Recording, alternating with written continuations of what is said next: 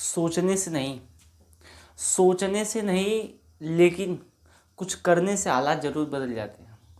सोचने से तो नहीं लेकिन कुछ करने से हालात ज़रूर बदल जाते हैं। Welcome to the world of mathematics and science. गणित और विज्ञान की दुनिया में आपका स्वागत है। ये क्लास 9 का साइंस का लेक्चर है, फर्स्ट चैप्टर का, पहले पार्ट का। ये 5वां लेक्चर है जिसमें हम देखेंगे कि गुप्त ऊष्मा क्या होता है। देखेंगे कि गुप्त ऊष्मा क्या होता है, गुप्त ऊष्मा कितने प्रकार के होते हैं, ठीक है, उसके बारे में चर्चा करेंगे।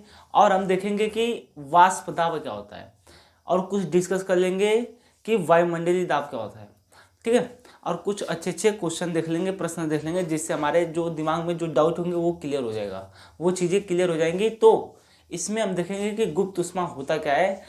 बहुत ही वेरी इंपॉर्टेंट, बहुत ही महत्वपूर्ण ये टॉपिक है, ठीक है। ये लेक्चर बहुत ही महत्वपूर्ण होने वाला है, जिसमें हम चीज़ों को एकदम बारीकी से डिटेल में देखेंगे। ओके, तो आप लोग कैसे हैं? ओके, आई होप आप लोग अच्छे होंगे। तो चलो देख लेते हैं गुप्त ऊष्मा, ठीक है। एक मिनट, देख लेते हैं गुप्त ऊष्मा। हाँ, गुप्त ऊष्मा। तो सबसे पहले आपसे कुछ पूछ लेता हूँ मैं, कि कुछ क्वेश्चन कर लेता हूँ, कुछ प्रश्न कर लेता हूँ कि देखो, एकदम ध्यान से सुनो, एकदम चीज़ों को बारीकी से समझो। चीज़ें बहुत आसान है, बस उसको समझने की देर है। ओके, तो देखो, दो कंडीशन। एक गिलास है, मेरे पास एक गिलास है जिसमें बर्फ है, जिसमें क्या है, बर्फ है,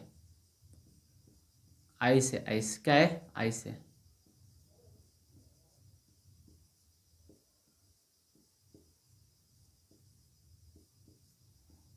ओके, आइस है, ये क्या है, आइस, क्या है, आइस।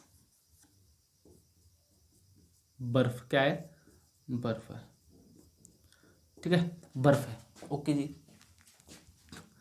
नीचे से इसको हीट दे रहे हैं, आग, इसको गर्म कर रहे, क्या कर रहे हैं, गर्म, क्या दे रहे हैं, हीट, क्या दे रहे हैं, हीट बोले तो इसको गर्म कर रहे हैं, क्या बोल रहे हैं, इसको गर्म कर रहे हैं। ओके, अच्छा, एक दूसरा कंडीशन लेते हैं जिसमें है पानी, क्या है, पानी, क्या है, पानी है। ओके, हाँ, इसको भी गर्म कर रहे हैं, क्या कर रहे हैं, गर्म कर रहे हैं, इसको भी हीट दे रहे हैं, हीट, गर्म कर रहे हैं, क्या कर रहे हैं, गर्म। और ये क्या है, ये वाटर है, क्या है, ये है वाटर। ओके, तो पहला कंडीशन और दूसरा कंडीशन। देखो होता क्या है, जब इसको गर्म करते हैं, पहले तो इसका जो तापमान है वो है 0 डिग्री सेंटीग्रेड। कितना है, बर्फ का तापमान कितना होगा, ध्यान से देखो, सोचो, अगर आपके पास बर्फ है तो उसका तापमान कितना होगा। एक आइस का तापमान कितना होता है, 0 डिग्री सेंटीग्रेड। कितना होता है, 0 डिग्री सेंटीग्रेड। ओके, हाँ, तो जैसे ही इसको गर्म करते हैं, जब इसको गर्म करते हैं तो इसको एनर्जी, बर्फ को एनर्जी तो दे रहे हैं, बर्फ को उष्मा तो दे रहे हैं, लेकिन ये पिघलना चालू हो जाता है। क्या होता है, जब हम बर्फ को उष्मा देते हैं, हीट देते हैं, तो बर्फ पिघलना चालू हो जाता है, लेकिन इसका तापमान नहीं बढ़ता। देखो, नॉर्मली क्या होता है, अगर आप पानी को गर्म करोगे तो पानी का टेम्परेचर बढ़ेगा। अगर आप पानी को गर्म करोगे तो पानी का टेम्परेचर क्या होगा, पानी का टेम्परेचर बढ़ेगा। लेकिन जब बर्फ को गर्म करते हैं, तो जब तक बर्फ पूरी नहीं पिघल जाती, इसमें थर्मामीटर डाल दो, इसमें क्या डाल दो, थर्मामीटर। ओके, इसमें थर्मामीटर डाल दो, लो जी, थर्मामीटर,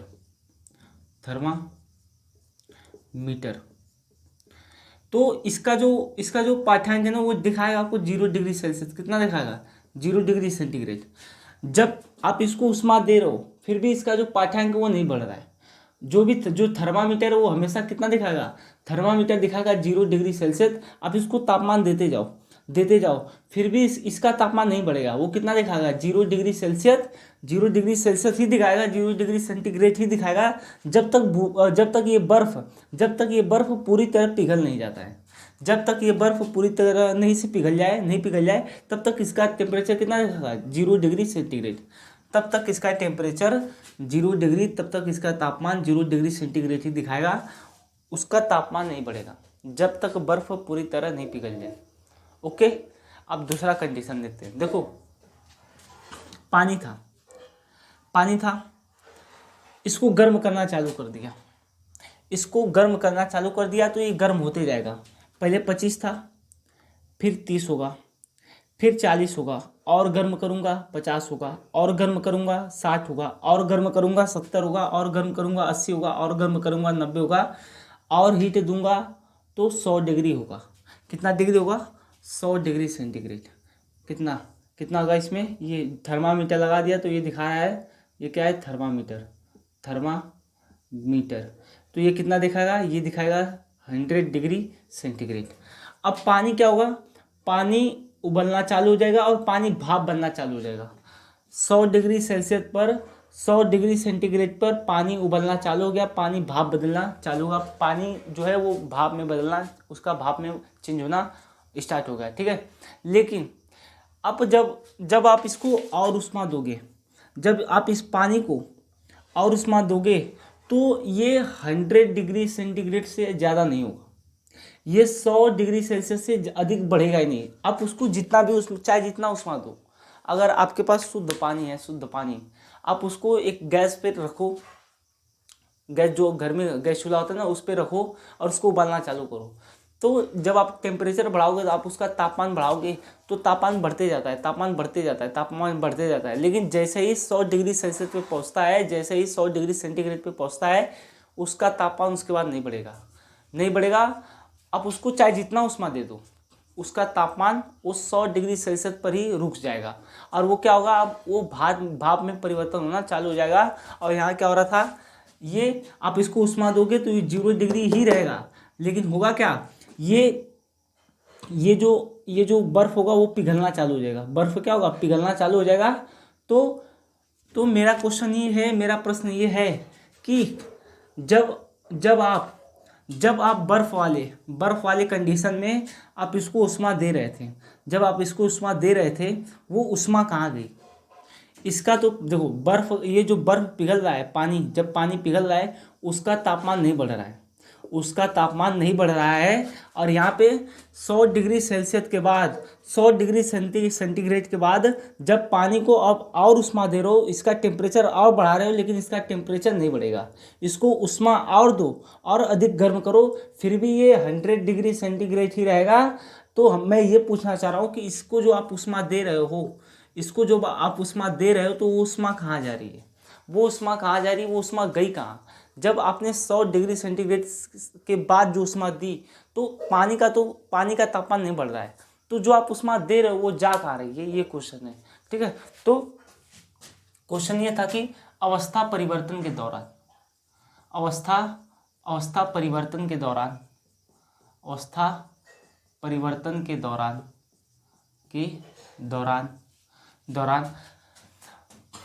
पदार्थ को दी जाने वाली उष्मा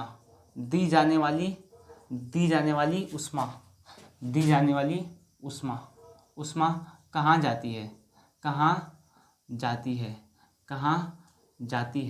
ठीक है, कहाँ जाती है? अवस्था परिवर्तन के दौरान जब बर्फ ठोस से सॉलिड से लिक्विड में चेंज हो रहा था, तो इसका टेम्परेचर नहीं बढ़ रहा था। जब लिक्विड गैस में चेंज हो रहा था, किसमें? गैस में, तब इसका तापमान नहीं बढ़ रहा था। 100 डिग्री सेंटीग्रेड पे रुक गया और ये 0 डिग्री सेंटीग्रेड पे रुक गया। ठीक है, अब बताओ कि उसके बाद जब आप इसको और उष्मा दे रहे हो, तो वो पदार्थ का जो द्रव है उसका टेम्परेचर तो नहीं बढ़ रहा है, ये जो सॉलिड है इसका टेम्परेचर तो नहीं बढ़ रहा है, तो उष्मा जा कहाँ रही है? इसके ऊपर विचार करो, सोचो, कि उष्मा कहाँ जा रही है? ओके, तो देखो इसको मैं इरेज कर दूं, इसको मैं इरेज कर देता हूँ। ओके, हाँ आप नोट्स बना लो पहले, अब इसका नोट्स बना सकते हो। ओके, तो आई होप आप इसका स्क्रीनशॉट ले लिया होगा आपने, इसको मैं इरेज कर देता हूँ। ओके, हाँ तो देखते कि उष्मा कहाँ जाती है। यार चीज़ें सोचने लायक है, चीज़ को सोचो, महसूस करो कि एक्चुअल में क्या हो रहा है। अवस्था परिवर्तन के दौरान जब पानी नॉर्मल 25 डिग्री सेंटीग्रेड पे था, कमरे के ताप पे, जब जो आपके घर में पानी होता है वो नॉर्मली कितना होता है 25 डिग्री सेंटीग्रेड या 30 डिग्री सेंटीग्रेड। लेकिन जब आप उसको गैस चूल्हे पे रखते हो और उसको तापमान बढ़ाते हो, ठीक है, तो पानी गर्म होना चालू हो जाता है, गर्म होता है, मतलब कि वो उसका तापमान बढ़ते जाएगा, और गर्म करोगे और तापमान बढ़ेगा, और गर्म करोगे और तापमान बढ़ेगा, ऐसे करते करते और गर्म करोगे तो 100 डिग्री सेंटीग्रेड पे पहुंच जाएगा। लेकिन जैसे ही 100 डिग्री सेंटीग्रेड पे पहुंचेगा, उसके बाद उसको गर्म करो तो उसका तापमान नहीं बढ़ता है, उसका तापमान रुक जाता है। उसका तापमान क्या होता है, रुक जाता है। उसके बाद जो आप उसको उष्मा दे रहे हो, वो उष्मा कहाँ जा रही है, वो उष्मा कहाँ जा रही है, उसको ही बोलते हैं गुप्त उष्मा। उसको क्या बोलते हैं, गुप्त उष्मा, लेटेंट हीट। उसको क्या बोलते हैं, लेटेंट हीट। ठीक है, तो ये जो टॉपिक है ये क्या है, किसके बारे में पढ़ेंगे, latent heat. Latent heat, latent heat जिसको बोलते हैं गुप्त उष्मा, जिसको क्या बोलते हैं, गुप्त उष्मा। क्या बोलते हैं, गुप्त उष्मा। या एक और चीज़ बोला जाता है प्रसुप्त, प्रसुप्त, प्रसुप्त उष्मा, प्रसुप्त उष्मा। ओके, हाँ गुप्त उष्मा या प्रसुप्त उष्मा, यही दो चीज़ बोली जाते हैं, यही दो चीज़ बोली जाते हैं। तो देखो हो क्या रहा है, हो क्या रहा है, जब मेरे पास आइस था, पहला कंडीशन लेते हैं, कंडीशन नंबर 1। ठीक है, जब मेरे पास आइस था, क्या था, आइस, क्या था, आइस, जिसको बोलते हैं बर्फ। क्या बोलते हैं, बर्फ। क्या बोलते हैं, बर्फ। तो देखो बर्फ क्या होता है, सॉलिड। और ठोस अवस्था के जो अणु होते हैं क्या होते हैं, पास पास होते हैं। क्या होते हैं, पास पास। ओके जी, पास पास होते हैं। लेकिन जैसे ही आप इसे गर्म करोगे, देखो जैसे ही आप इसे क्या करोगे, गर्म करोगे, क्या करोगे, गर्म, क्या करोगे, गर्म, इसको हीट दोगे, हीट, हीट। तो जब आप इसको गर्म करोगे, ठीक है, जब इसको गर्म करोगे, किसी एनर्जी द्वारा आप इसको गर्म करोगे, तो इसके बीच में जो आकर्षण बल है, इसके बीच में, पहले तो ठोस था, जब आप इसे गर्म करोगे तो इसके बीच में जो आकर्षण बल है ना, वो कमज़ोर होने लगती है। वो चीज़ें क्या होती है, कमज़ोर होने लगती है। ये जो बांध है ये टूटने लगता है। देखो आप इसे गर्म करोगे ना तो ये बांध टूटने लगेगा, ये जो आकर्षण बल है ये एकदम कमज़ोर होते जाएगा। तो कमज़ोर होते जाएगा, तो देखो कमज़ोर होगा तो फिर ये बांध क्या होगा, ये कमज़ोर होगा, आकर्षण बल क्या होगा, कमज़ोर होगा। ये क्या होगा, ये कमज़ोर होगा। क्या होगा, ये कमज़ोर होगा, कमज़ोर होगा। क्या कमज़ोर होगा, ये जो पार्टिकल है इनके बीच जो आकर्षण बल है वो कमज़ोर होगा। वो क्या होगा, कमज़ोर होगा। तो ये आकर्षण बल, ये जो पार्टिकल ये क्या होंगे, दूर दूर हो जाएंगे। ये क्या होगा, ये दूर दूर हो जाएंगे। क्या हो जाएंगे, दूर दूर। क्या हो जाएंगे, दूर दूर हो जाएंगे। और ये बन जाएगा द्रव। ये क्या बनेगा, ये द्रव बन जाएगा। क्या बनेगा, द्रव या तो लिक्विड। क्या बन जाएगा, ये बन जाएगा लिक्विड। Okay, liquid. तो देखो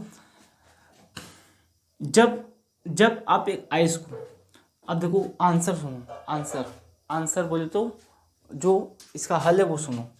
जब आप इसको हीट देते हो, जब आप इसको गर्म करते हो तो इसका टेम्परेचर नहीं बढ़ता है।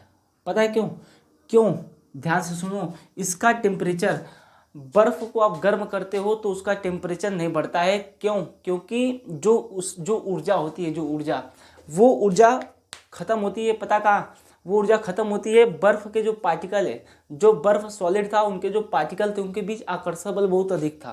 क्या था, उनके बीच अट्रैक्शन फोर्स बहुत अधिक था, इंटरमॉलिक्यूलर फोर्स बहुत अधिक था। उस आकर्षण बल को तोड़ने में वो ऊर्जा खत्म हो जाती है। वो ऊर्जा खत्म हो जाती है ताकि वो जो सॉलिड है वो क्या बन सके, वो लिक्विड बन सके। सॉलिड किस में चेंज हो सके, सॉलिड लिक्विड में चेंज हो सके। तो वो जो ऊर्जा थी, ऊर्जा जो आप दे रहे हो, ऊर्जा तो आपको ऊर्जा जब आप उसको उष्मा दे रहे हो तो बर्फ का तापमान नहीं बढ़ रहा है, क्योंकि जब वो उष्मा दे रहे हो तो वो उष्मा क्या कर रहा है, बर्फ के बीच जो आकर्षण बल है, बर्फ के कणों के बीच जो आकर्षण बल है, अट्रैक्शन फोर्स, इंटरमोलिकुलर फोर्स, उसे तोड़ने में वो ऊर्जा खत्म हो जा रही है। वो ऊर्जा खत्म हो जा रही है जब तक सारा बर्फ पिघल नहीं जाता। जब तक सारा बर्फ नहीं पिघल जाता तो उस बर्फ जो पानी है उसका टेम्परेचर नहीं बढ़ता है, क्योंकि जितनी भी उष्मा है उस बर्फ के पार्टिकल के बीच जो आकर्षण बल है उसको खत्म करने में, उसको एकदम तोड़ने में वो ऊर्जा खत्म हो जा रही है। वो ऊर्जा खत्म हो जा रही है। तो जब आप इसे उष्मा दे रहे हो, उष्मा क्या दे रहे हो, उष्मा दे रहे हो, तो ये उष्मा क्या काम कर रहा है, इनके बीच जो आकर्षण बल है उसे तोड़ रहा है। इसलिए इस पानी का टेम्परेचर क्या नहीं बढ़ रहा है। लेकिन जैसे ही सारे आकर्षण बल बढ़ जाएंगे, जैसे ही सारे आकर्षण बल कमजोर हो जाएंगे, ये चीज़ क्या हो जाएगी, ये चीज़ चेंज हो जाएगी, लिक्विड में चेंज हो जाएगी। अब इसे गर्म करोगे। अब अगर आप इसे गर्म करोगे तो इसका तापमान बढ़ेगा। जैसे ही सारा बर्फ द्रव में परिवर्तन हो जाएगा तो इसका तापमान क्या होगा, बढ़ने लगेगा। ये कहाँ तक जाएगा, ये जाएगा 100 डिग्री सेल्सियस तक। ये कहाँ जाएगा, 100 डिग्री सेल्सियस तक। ठीक है, तो मेरे ख्याल से ये समझ में आ गया होगा कि उष्मा कहाँ जाती है। उष्मा जाती है उस आकर्षण बल को तोड़ने के लिए, उस आकर्षण बल को कमजोर करने के लिए, ताकि अवस्था परिवर्तन हो सके, ताकि जो बर्फ ठोस था वो द्रव पानी में, वो जल में परिवर्तित हो सके। इसलिए वो उष्मा उसका टेम्परेचर नहीं बढ़ाती है, बर्फ का तापमान तो नहीं बढ़ाती है, लेकिन बर्फ के बीच जो आकर्षण बल है उनके कणों के बीच उसको तोड़ देती है। उसको तोड़ने में उसका सारा मामला फिट हो जाता है, इसलिए उसका तापमान नहीं बढ़ता। ठीक है, तो ये था कंडीशन नंबर एक। अब देखेंगे कि जब आप पानी को गर्म करते हो, एक जल को उसको गर्म करते हो तो वो तो उस 100 डिग्री सेंटीग्रेड तक जाता है। कहाँ तक जाता है, 100 डिग्री सेंटीग्रेड तक जाता है, लेकिन उसके बाद उसका तापमान नहीं बढ़ता। आप उसे चाहे जितना गर्म करो, पानी का तापमान नहीं बढ़ता। शर्त ये कि पानी शुद्ध होना चाहिए। ठीक है, हाँ, उसमें कुछ अशुद्धियाँ ना हो। ठीक है, तो इसको मैं इरेज कर देता। आई होप पहले आप स्क्रीनशॉट ले लो। ओके, तो मैं इसको इरेज कर देता हूँ।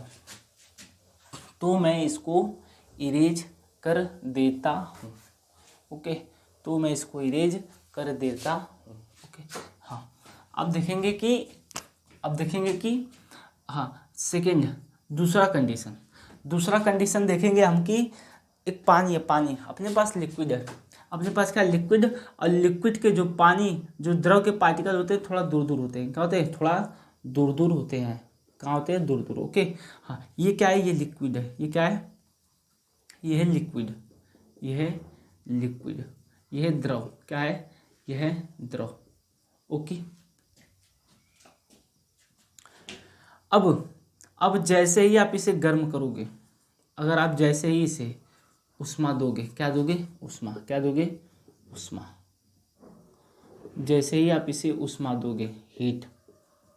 ठीक है, जैसे ही आप इसे हीट दोगे, उष्मा, यहाँ पे लिख देता हूँ, यहाँ पे हीट, जिसे बोलते हैं उष्मा। ओके, हाँ, जिसे बोलते हैं उष्मा। जैसे ही आप इसे उष्मा दोगे तो देखो, उष्मा देने पे पहले तो इसका तापमान बढ़ेगा। ठीक है, हाँ, इसको हीट कहाँ तक देना है, 100 डिग्री सेंटीग्रेड तक। 100 डिग्री 100 डिग्री सेंटीग्रेड तक, 100 डिग्री सेंटीग्रेड तक इसका तापमान बढ़ाओ। पहले 25 था, पहले कितना डिग्री था, पहले था 25 डिग्री सेंटीग्रेड, फिर हुआ 40 डिग्री सेंटीग्रेड। ठीक है, फिर हुआ 50 डिग्री सेंटीग्रेड, फिर हुआ 70 डिग्री सेंटीग्रेड, फिर हुआ 90 डिग्री सेंटीग्रेड, 90 डिग्री, फिर हुआ 100 डिग्री सेंटीग्रेड, फिर उसके बाद भी क्या रहेगा, 100 डिग्री सेंटीग्रेड ही रह जाएगा, जब तक ये पूरा लिक्विड ठोस, अरे सॉरी, जब तक ये पूरा लिक्विड गैस अवस्था में ना बदल जाए। ये किस में बदल जाएगा, ये बदल जाएगा, ये बदल जाएगा गैस अवस्था में। किस में, गैस अवस्था में, गैस में, किस में, गैस में बदल जाएगा। ओके, ये बदल जाएगा गैस में। तो देखो, जब इसका तापमान था, 25 डिग्री सेल्सियस, आप इसे गर्म किए 40 डिग्री हो गया, फिर गर्म किए 50 डिग्री सेंटीग्रेड, फिर गर्म किए 70 डिग्री सेंटीग्रेड, फिर गर्म किए 90 डिग्री सेंटीग्रेड, फिर गर्म किए तो 100 डिग्री सेंटीग्रेड। इसके बाद आप जब गर्म करें तो उतना ही पे रुक गया। अब ये पानी गर्म नहीं होगा, अब ये पानी गर्म नहीं होगा, अब ये पानी और ज़्यादा हीट नहीं होगा। तो अब जब आप इसे उष्मा दे रहे हो, अब जब आप इसे उष्मा दे रहे हो तो उष्मा कहाँ जा रही है, तो सुनो, वो उष्मा इनके बीच जो आकर्षण बल है, इनके बीच जो आकर्षण बल, इंटरमॉलिक्यूलर फोर्स है, इन पार्टिकलों के बीच जो आकर्षण बल है, इन पार्टिकलों के बीच जो आकर्षण बल है, वो उष्मा इसको तोड़ने में खत्म हो जा रही है। वो उष्मा इसको तोड़ने में खत्म हो जा रही है ताकि ये द्रव अवस्था से गैस अवस्था में परिवर्तित। अब देखो, अगर आकर्षण बल अधिक रहेगा तो तो जो पदार्थ की अवस्था है वो चेंज कैसे होगी। आप सोचो, जब आकर्षण बल टूटेगा ही नहीं तो पदार्थ की अवस्था चेंज कैसे होगी। तो इसलिए जो उष्मा आप दे रहे हो, वो 100 डिग्री सेंटीग्रेड के बाद जो उष्मा आप दे रहे हो, वो उष्मा कहाँ जा रही है, वो उष्मा उस पार्टिकल के कणों के बीच जो आकर्षण बल है, अट्रैक्शन फोर्स, उसको तोड़ने में खत्म हो जा रही है, उसको तोड़ने का काम कर रहा है। इसलिए पानी का टेम्परेचर नहीं बढ़ रहा है, इसलिए जल का टेम्परेचर नहीं बढ़ रहा है, क्योंकि वो उष्मा खत्म दूसरी जगह हो जा रही है। कहाँ खत्म हो रही है, उस आकर्षण बल को तोड़ने में, हाँ, उस आकर्षण बल को तोड़ने में खत्म हो जा रही है। तो अब आई होप आप समझ गए होंगे कि गुप्त उष्मा अवस्था परिवर्तन के दौरान पदार्थ को दी जाने वाली उष्मा कहाँ जाती है।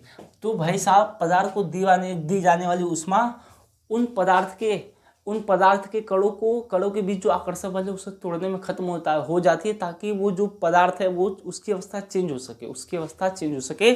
तो मेरे ख्याल से आप सब एक बार और समझा देता हूँ। देखो, पहले द्रव अवस्था था, तो द्रव के पार्टिकल इतना दूर थे, उनके बीच आकर्षण बल था ज़्यादा, ठीक है। आकर्षण बल जब आप इसे उष्मा दिए, पहले 25 डिग्री से था, फिर 40 पे आ गया, फिर 50 पे आ गया, फिर 70 पे आ गया, फिर 90 पे आ गया, फिर 100 डिग्री सेंटीग्रेड पे आ गया। लेकिन जब आप इसे अब उष्मा दोगे तो इसका तापमान नहीं बढ़ेगा, नहीं बढ़ेगा तो इनके बीच जो आकर्षण बल है, वो तोड़ने में ये उष्मा खत्म हो जा रही है। 100 डिग्री सेंटीग्रेड के बाद ये जो उष्मा है वो टूटने लगता है। क्या होता है, टूटने लगता है। फिर उष्मा, ये देखो, ये आकर्षण बल है वो टूटने लगता है, आकर्षण बल कमजोर हो जाएगा। तो आप देख सकते हैं कि इसके जो पार्टिकल थे वो दूर दूर आ गए, तो वो दूर लाने में, ये जो डिस्टेंस बढ़ाने में, ये जो डिस्टेंस बढ़ा, ये किसके कारण बढ़ा है, ये बढ़ा है गुप्त उष्मा के कारण। इनके बीच जो आकर्षण बल था वो कमजोर हो गया, और जब वो काम कर रहा है आकर्षण बल को तोड़ने में, तो टेम्परेचर बढ़ेगा कैसे, आप बताओ। ठीक है, नहीं बढ़ेगा। तो आई होप आप समझ गए होंगे। तो आप इसे नोट कर सकते हो, नोट्स बनाते जाओ। देखो, चीज़ों को समझो, चीज़ों को दिमाग में फिट करो, नोट्स बनाते जाओ, नोट्स का रिवीजन करते जाओ। ये 5वां लेक्चर है, 1-2 लेक्चर और आएंगे। आपसे रिक्वेस्ट है कि आप, तो ये इस पार्ट का 5वां लेक्चर है। अगर आपने इससे पहले लेक्चर नहीं देखा तो पहले इसको देखो। आपसे प्रॉमिस करता हूँ, बार बार बोल रहा हूँ कि आपसे रिक्वेस्ट करता हूँ, आप देखो। उसके बाद आपसे प्रॉमिस भी करता हूँ कि चीज़ें एकदम क्लियर हो जाएंगी। बस दिमाग कंसंट्रेट करके इस लेक्चर को देख लो, सारे लेक्चर देख लो इस पार्ट के। ये पार्ट आप कभी नहीं भूलोगे।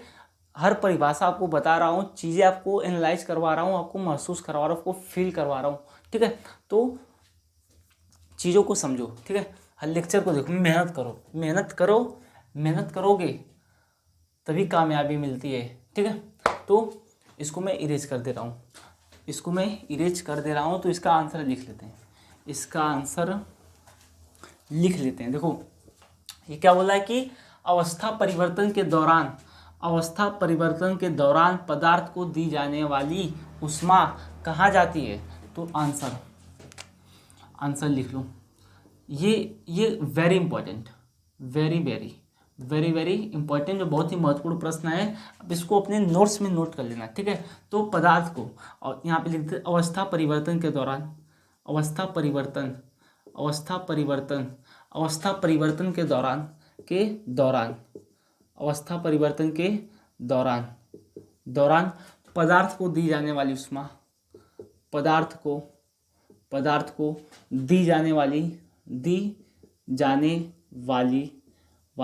ऊष्मा, पदार्थ को दी जाने वाली ऊष्मा उन पदार्थों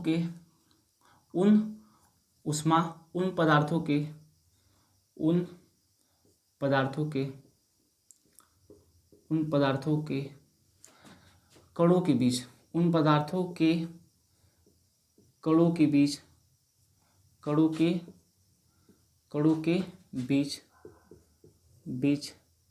बीच जो आकर्षण बल होता है, कणों के बीच जो आकर्षण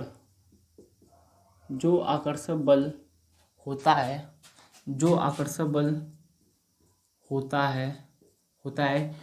उन आकर्षण बल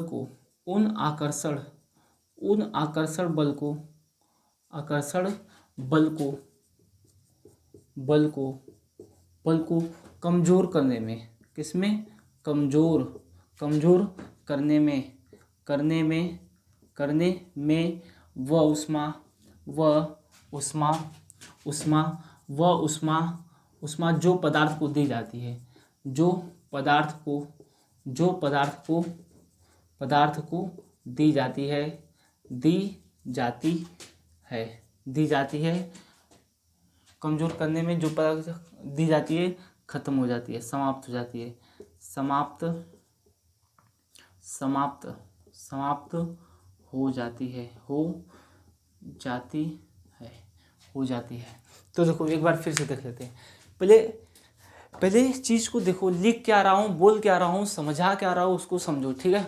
तो देखो है कि अवस्था परिवर्तन के दौरान पदार्थ को दी जाने वाली ऊष्मा कहाँ जाती है, तो अवस्था परिवर्तन के दौरान पदार्थ को दी जाने वाली ऊष्मा उन पदार्थों के कणों के बीच जो आकर्षण बल होता है, उन आकर्षण बल को कमजोर करने में वह ऊष्मा जो पदार्थ को दी जाती है, समाप्त हो जाती है। वो जो कमजोर बल है, वो जो बल है, पदार्थ के कणों के बीच जो आकर्षण बल है, उसको तोड़ने में वह ऊष्मा खत्म हो जाती है। इसलिए उस पदार्थ का तापमान नहीं बढ़ता है। आई होप आपको चीज़ें समझ में आ गई होंगी। देखो ये तो हमने देखा कि गुप्त ऊष्मा होता क्या है। अब हम देखेंगे कि गुप्त ऊष्मा कितने प्रकार के होते हैं। गुप्त ऊष्मा कितने प्रकार के होते हैं, बेसिकली 2 प्रकार के होते हैं, और 2 प्रकार के बारे में हमें चर्चा करनी है। ओके, तो पहले आप इसे नोट्स कर लो, ठीक है। आप इसे नोट में अपना नोट कर लो, उसके बाद देखते हैं, ठीक है। तो वीडियो को पॉज कर लो, आप इसको उसके बाद नोट कर सकते हो, ठीक है। नोट्स बनाते जाओ, नोट्स बनाओगे तभी चीज़ें समझ में आएंगी, और मेहनत करो, सीखो उसे, ठीक है। समझो, बार बार नोट्स को रिवाइज करो। ओके, तो इसको इरेज कर देता हूँ। आप देखेंगे कि ऊष्मा 2 प्रकार के होते हैं। बेसिकली कितने प्रकार के होते हैं, 2 प्रकार के। उनमें से पहला देखेंगे, ठीक है। तो देखो उनमें से जो पहला है, उसमें जो पहला है वो है संगलन की गुप्त ऊष्मा। क्या है, संगलन की गुप्त ऊष्मा,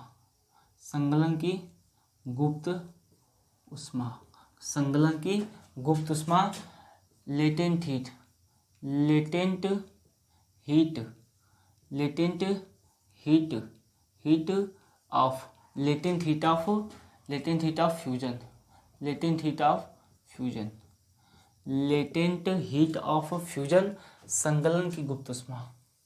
क्या? संगलन की गुप्त ऊष्मा।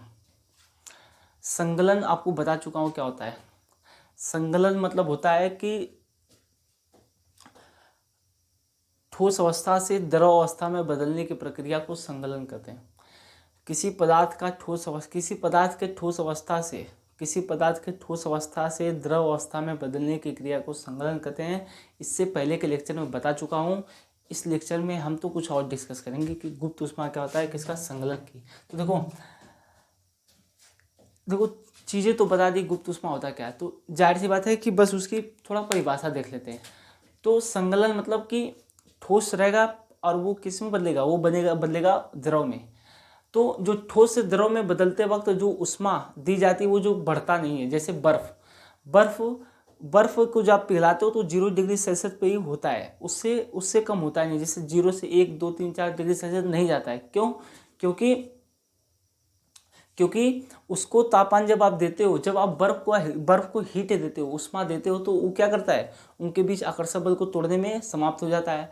तो उसमें वो संगलन की गुप्त ऊष्मा है। वो किसकी गुप्त ऊष्मा है? संगलन की गुप्त ऊष्मा। चीज़ें ठोस से द्रव बन रही हैं, तो लिख लो, फिर लिख लो, वायुमंडलीय दाब पर, वायुमंडलीय दाब पर 1 किग्रा 1 kg 1 किलोग्राम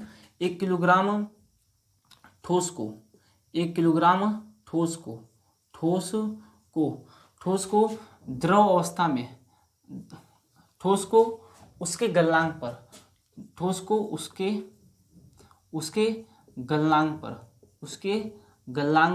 पर चीज़ें लिख लो, आपको समझा दूंगा। वायुमंडलीय दाब पर 1 kg ठोस को उसके गलनांक पर द्रव अवस्था में बदलने के लिए, द्रव अवस्था में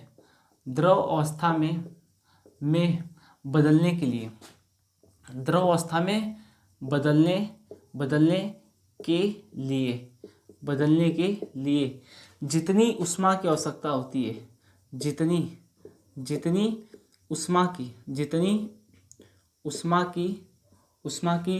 आवश्यकता होती है, आवश्यकता होती है, ठीक है, आवश्यकता होती है,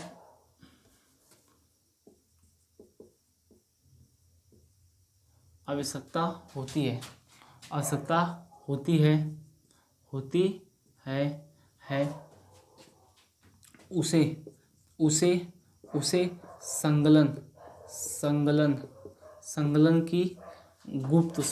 संगलन की गुप्त ऊष्मा या प्रसुप्त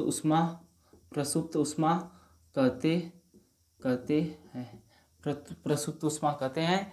तो देखो, वायुमंडलीय दाब क्या होता है आगे बता दूंगा, ठीक है। वायुमंडलीय दाब मतलब वायु द्वारा लगाया गया दाब, वायु द्वारा डाला गया दाब, उसको वायुमंडलीय दाब कहते हैं। एटमॉस्फेरिक प्रेशर कहते हैं। जैसे हवा मेरे शरीर पे कितना दाब लगा रहा है, अभी भी दाब तो लगा ही रहा है, हवा हर जगह दाब लगाता है, तो उसको बोलते हैं वायुमंडलीय दाब। वायु द्वारा लगाया गया दाब वायुमंडलीय दाब कहलाता है, ठीक है। हाँ, तो अभी देखेंगे कि वायुमंडलीय दाब पर 1 kg अगर मेरे पास बर्फ है, कितना है, ये है बर्फ, ये कितना है, 1 kg 1 किलोग्राम है। इसको जब आप हीट दोगे, तो ये किस में चेंज होगा, ये चेंज हो जाएगा द्रव में। ये किस में चेंज हो जाएगा, ये चेंज हो जाएगा द्रव में। किस में? ये चेंज हो जाएगा द्रव में, ओके, ये द्रव में चेंज हो जाएगा। लेकिन ये अभी कितना है, ये है 0 डिग्री सेल्सियस, ये है 0 डिग्री सेंटीग्रेड है। जब आप इसे गर्म करते जाओगे, इसका तापमान नहीं बदलेगा, ये इतने ही तापमान रहेगा। इसको आप हीट देते जाओ, ये चीज़ पिघलते जाएगा, बर्फ पिघलते जाएगा किसमें, द्रव में। तो जब तक 1 किलो बर्फ पिघल नहीं जाता, द्रव में, तब तक इसको जो ऊष्मा देते रहोगे, वो ऊष्मा नहीं बढ़ेगा। वो ऊष्मा इस बर्फ के कणों के बीच जो आकर्षण बल है उसे तोड़ने में खत्म हो जाएगा। तोड़ने में क्या होगा, खत्म हो जाएगा। तो जितना ऊष्मा खत्म होगा, 1 केजी बर्फ को द्रव अवस्था में पिघलने के लिए जितना उसमें ऊर्जा देना पड़ेगा, वो उसकी क्या कहलाएगी, वो उसकी कहलाएगी संगलन की गुप्त ऊष्मा। वो कहलाएगी संगलन की गुप्त ऊष्मा, लेटेंट हीट ऑफ फ्यूजन।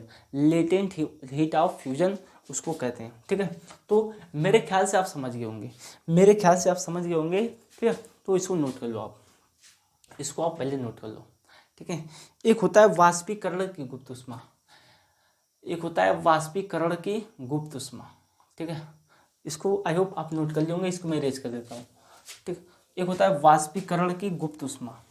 ठीक, उसके बारे में देख लेते हैं। ठीक है, वाष्पीकरण की गुप्त ऊष्मा, वाष्पीकरण की गुप्त ऊष्मा, वाष्पीकरण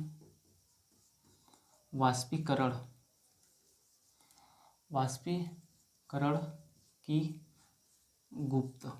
गुप्त ऊष्मा, वाष्पीकरण की गुप्त ऊष्मा, लेटेंट हीट ऑफ वेपोराइजेशन,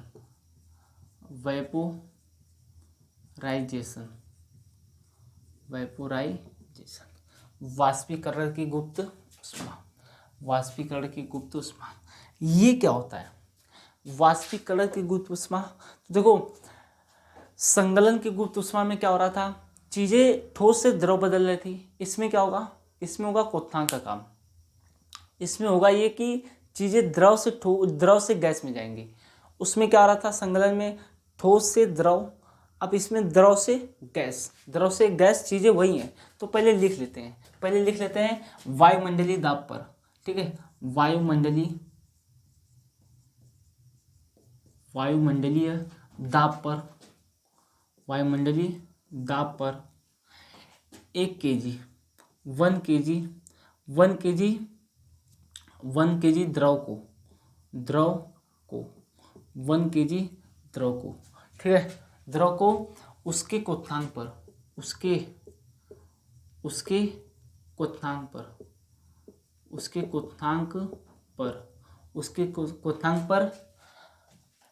पर गैस अवस्था में, वाष्प अवस्था में लिख लेते हैं। ठीक है, वाष्प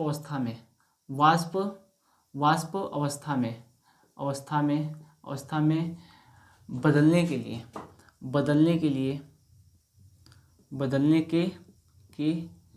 लिए जितनी ऊष्मीय ऊर्जा की आवश्यकता होती है, जितनी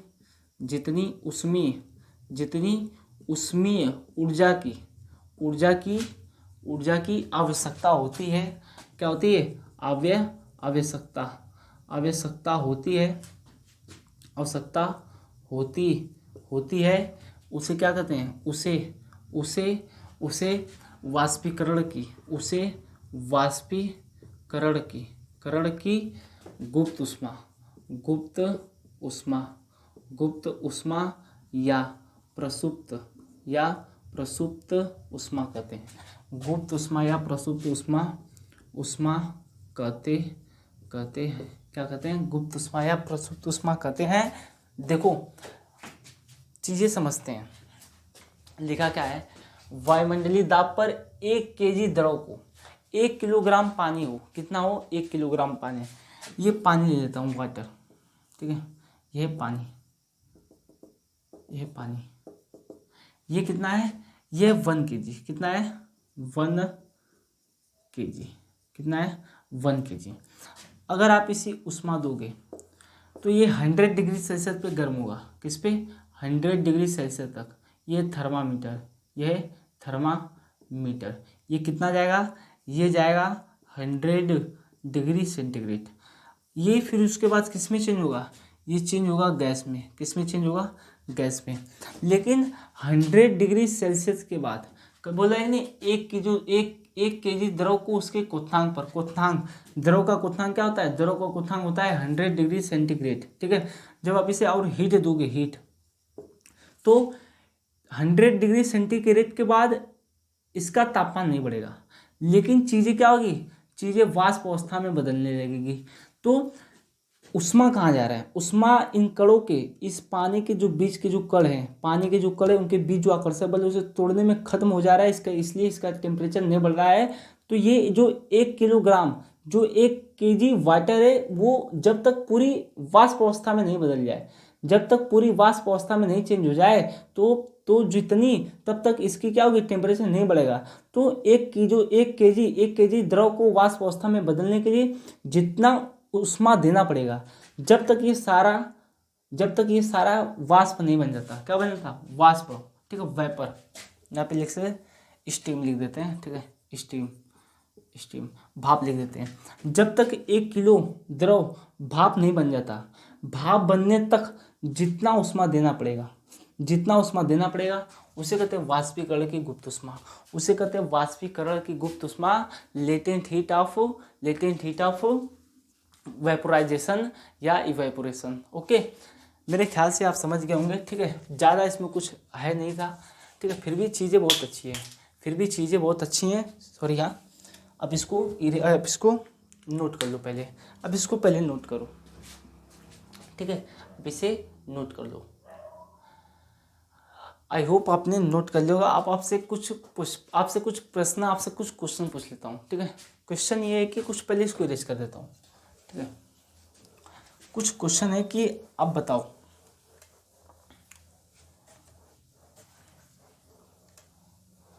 कि क्वेश्चन ये है कि at 0 degree centigrade, which will have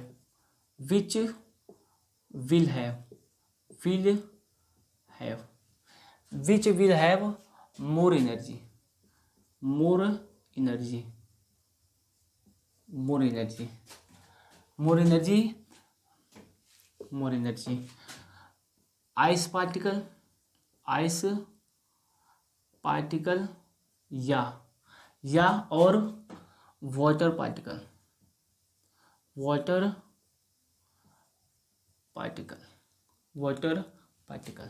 ठीक है। तो प्रश्न कुछ यूँ है कि 0 डिग्री सेंटीग्रेड पे विच will have a more energy, किसके पास ज़्यादा उष्मा होगी, किसके पास ज़्यादा एनर्जी होगी, ये बताओ, ठीक है। 0 डिग्री सेंटीग्रेड पे किसके पास ज़्यादा एनर्जी होगी, बर्फ के पार्टिकल के पास कि वाटर के पार्टिकल के पास। 0 डिग्री सेंटीग्रेड पर वाटर के पार्टिकल, जो जल के कण हैं या जो बर्फ के कण हैं, उसमें से किसकी ऊर्जा अधिक होगी 0 डिग्री सेंटीग्रेड पे। तो देखो होता क्या है कि अपने पास पहले क्या था, बर्फ था, जिसके पार्टिकल क्या थे, ठोस। इसकी एनर्जी मान लो 0, क्या मान लो 0। ये कितना है, ये 0 डिग्री सेंटीग्रेड पे, ठीक है। तो इसकी एनर्जी क्या मान लो, इसकी एनर्जी अभी मान लो क्या है, 0, क्या है 0। लेकिन जब आप इसे उष्मा दोगे, तो क्या होगा, इसको मान लिया आपने 10 उष्मा दिया, क्या है 10 डिग्री सेंटीग्रेड दिया, मान लो चलो 10 यूनिट उष्मा दिया आपने। आप देखो पहले तो कुछ नहीं था, लेकिन जब आप इसे उष्मा दोगे तभी तो ये क्या बनेगा, तभी तो ये लिक्विड बनेगा, तभी तो ये द्रव बनेगा। अभी ये क्या बन गया, अभी द्रव बन गया, अभी क्या बन गया, द्रव। तो पहले इसकी एनर्जी कितनी थी, 0। जब आपने इसे 10 दिया तो वो चीज़ क्या बन गई, वो चीज़ बन गई द्रव। अब इसकी एनर्जी कितनी है, 0 ये प्लस 10, इसकी एनर्जी कितनी हो गई, 10 यूनिट, कितनी हो गई, 10 यूनिट। तो वाटर के जो पार्टिकल है, ये जो वाटर क्या है, ये क्या है, ये सॉलिड है, सॉलिड बोले तो बर्फ है, क्या है, बर्फ है। और ये लिक्विड है, ये क्या है, लिक्विड बोले तो जल है, क्या है, जल है।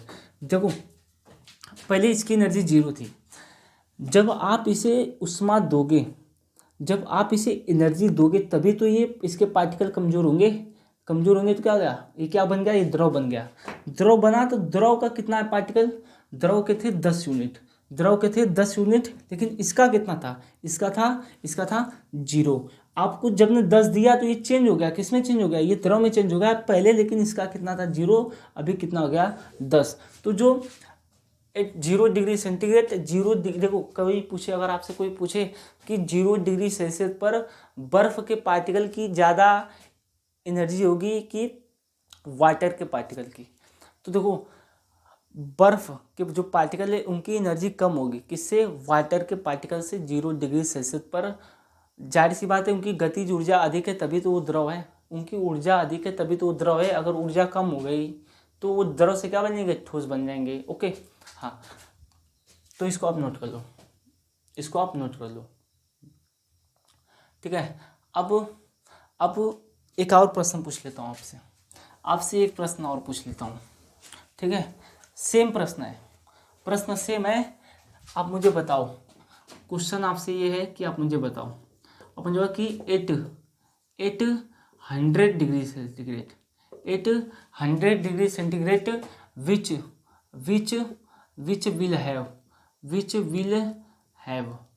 Will have more energy, more energy,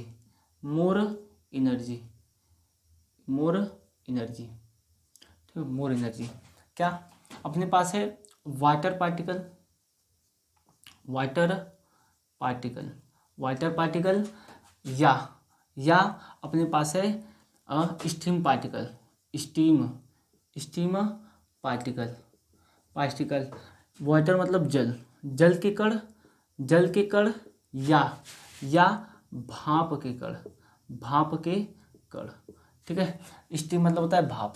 देखो भाप क्या होता है, भाप तो गैस में फॉर्म हो जाता है, ठीक है। तो 100 डिग्री सेंटीग्रेड पर पानी के कण, जो जल के कण होते हैं उनकी एनर्जी ज़्यादा है कि जो भाप के कण होते हैं उनकी एनर्जी ज़्यादा है? तो आप बताओ, आप मुझे बताओ। तो देखो,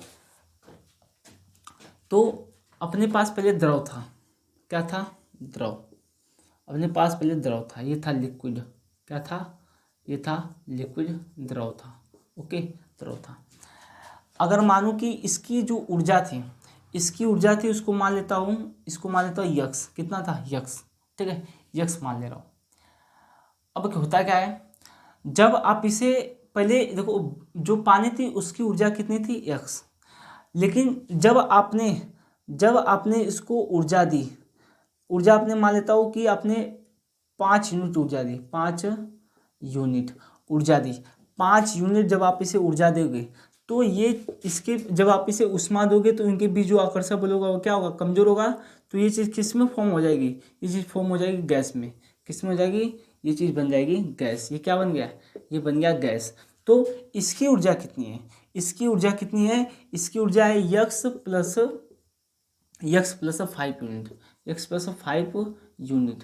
प्लस 5 यूनिट। देखो इसको मैं यहाँ पे लिख देता हूँ। पहले इसकी ऊर्जा कितनी थी, एनर्जी, पहले इसकी एनर्जी कितनी थी, इसकी एनर्जी थी यक्स। जब आप इसे प्लस 5 यूनिट और ऊर्जा दोगे, 5 यूनिट और ऊर्जा दोगे तो ये क्या बन जाएगा, गैस बन जाएगी।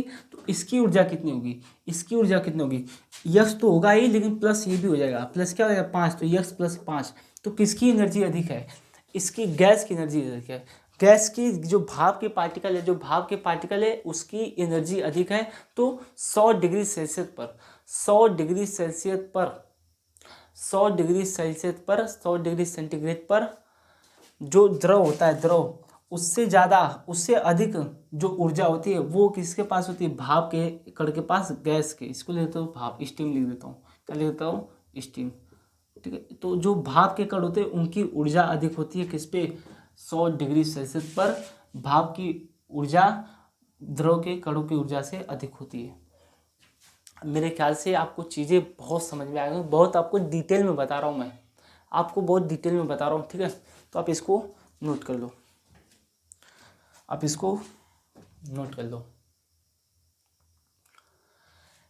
एक प्रश्न और है,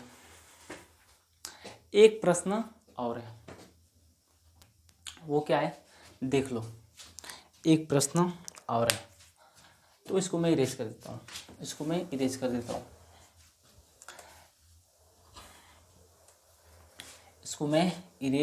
हूँ, देखो प्रश्न कुछ यूं है कि क्या कारण है कि जब आप आपने देखा होगा कि जब आप पानी पानी से जलते हो, आप पानी से जलो और अब जो भाप होता है, पानी की भाप, उससे जलो, तो आपको पानी से ज़्यादा जलने से ज़्यादा कष्ट किससे होगा? भाप से जलना। क्या कारण है कि जल से जलने से ज़्यादा जल के जो भाप होते हैं, भाप जो पानी वाष्प बनती है, उससे जलना अधिक कष्टकारी होता है।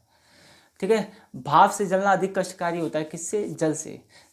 अब अगर जल से अगर पानी से जल गए, गर्म पानी से अगर आप जल गए, तो आपको उतना उतना उतना दर्द नहीं होगा। लेकिन जब आप भाप से जलोगे, पानी के भाप जो वेपर वाष्प बनता है, अगर जब आप उससे जलोगे तो आपको अधिक कष्ट होता है। क्यों? ठीक है, ठीक है। तो यहाँ पे क्वेश्चन लिख देता हूँ कि क्या कारण है कि क्या कारण, ठीक है, क्या कारण क्या कारण है कि क्या कारण है कि जल से जलने से अधिक अधिक भाप से जलना जलना कष्टकारी होता है। कष्टकारी होता है। जब आप भाप से जलोगे तो आपको अधिक अधिक कष्ट होगा। किससे? पानी से जलने से ज़्यादा। किससे जलना कष्टकारी होता है? भाप से। क्यों? तो देखो, आंसर लिख लेना आप। क्योंकि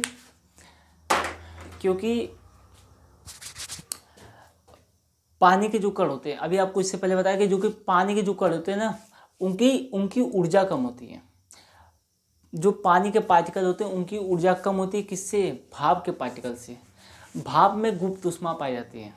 भाप में क्या पाई जाती है? गुप्त ऊष्मा पाई जाती है। जब आप पानी को गर्म करोगे तो क्या होगा? 100 डिग्री सेल्सियस पर रुक जाएगा, 100 डिग्री सेंटीग्रेड पर रुक जाएगा, तो पानी वाष्प बनने लगेगा। तो आप जब उसे गर्म कर रहे हो पानी को, तो गर्म नहीं होता है, वो 100 डिग्री सेंटीग्रेड पर ही रुक गया। तो जो आप उसमें ऊष्मा और दे रहे हो, ऊष्मा आप उसे दे रहे हो, तो ऊष्मा क्या हो रही है? उन पानी के पार्टिकल को तोड़ रही है, तो भाप बन रहा है। भाप बन रहा है, तो जो भाप है ना, उसमें जो गुप्त ऊष्मा तोड़ रही थी, किसको? बांड को, आकर्षण बल को, उसमें से गुप्त ऊष्मा कुछ किसमें चली गई? भाप में। तो भाप की जो ऊष्मा, भाप अधिक गर्म होता है। किससे? पानी से। 100 डिग्री सेंटीग्रेड पे पानी जितना गर्म नहीं होता है, उससे ज़्यादा गर्म क्या होता है? भाप होता है। भाप की ऊष्मीय ऊर्जा अधिक होती है। भाप में गुप्त ऊष्मा पाई जाती है, जिससे भाप से जलना अधिक कष्टकारी होता है। आई होप आपको समझ में आ रहा होगा। तो इस लेक्चर में बस इतना ही। और भी चीज़ें बताने वाला था, वाष्प पदार्थ क्वथनांक, लेकिन लेक्चर थोड़ा लंबा हो जाएगा ऐसा लगता है, क्योंकि चीज़ें आपको बहुत डिटेल में बता दिया है मैंने, जिससे आपको कि और अच्छे से अधिक क्लियर हो सके। तो इस लेक्चर में बस इतना ही। और भी जो लेक्चर है उसको अगले लेक्चर में देख लेंगे। ठीक है, अगले लेक्चर में हम मेरे ख्याल से 1-2 लेक्चर और आएंगे। 1-2 लेक्चर में ये जो चैप्टर है समाप्त हो जाएगा। उसके बाद कुछ क्वेश्चन अच्छे से कर लेंगे, प्रश्न अच्छे से कर लेंगे। तो आगे हम देखने वाले कि वाष्प दाब, ठीक है, वाष्प दाब, क्वथनांक को और अच्छे से डिटेल में चर्चा करेंगे। ठीक है, कि क्वथनांक का यूज क्या है। ठीक है, उसके बाद देखेंगे वायुमंडलीय दाब क्या होता है, उसके बाद देखेंगे वाष्पीकरण क्या होता है, उसके बाद देखेंगे क्वथनांक और वाष्पीकरण में क्या फ़र्क होता है। ठीक है, तो क्वथनांक और वाष्प में क्या फ़र्क होता है। ठीक है, तो आज के लिए बस इतना ही। और मेहनत करते जाइए। ठीक है, क्योंकि बोलने से नहीं, मेहनत करने से चीज़ें आसान होती हैं। बोलने से नहीं, मेहनत करने से सफलता मिलती है दोस्त। ठीक है, तो वीडियो पूरा देखने के लिए थैंक यू।